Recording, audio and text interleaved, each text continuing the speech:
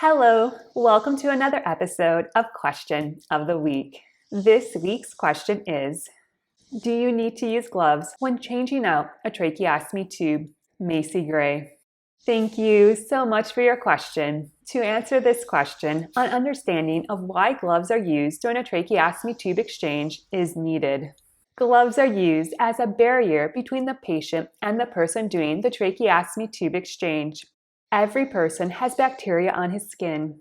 It is easy when doing a tracheostomy tube exchange for this bacteria to pass from the caregiver or medical professional to the patient.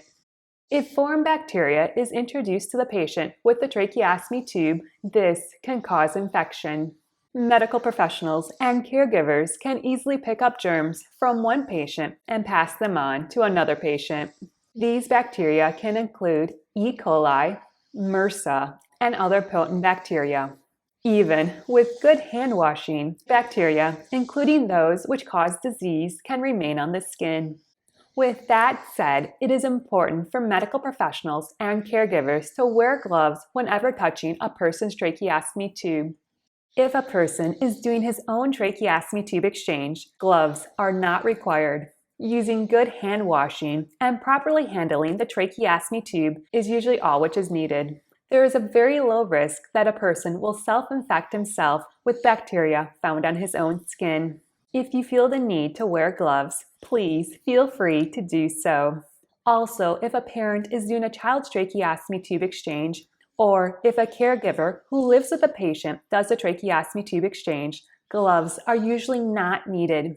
People who live together usually have similar bacteria on their skin. There is a low risk of infection. Using good hand washing and properly handling the tracheostomy tube is usually all which is needed. If you feel the need to wear gloves, please feel free to do so. Lastly, if an emergency tracheostomy tube exchange is needed, often there is not time to put on gloves or even wash one's hands. In cases of emergency, it is often better to risk getting an infection and live versus taking the time to prevent infection and the person dying. Thank you so much for your question. And remember, if you have a question, you can leave in the comments below this video or submit it to me via Facebook, MeWe, or email. Thank you so much for joining me. I hope you have a great day and a wonderful week. Bye-bye. In some of my videos, I've shown how I do a tracheostomy tube exchange. People have criticized me for not wearing gloves. If you feel the need to wear gloves, please feel free to do so.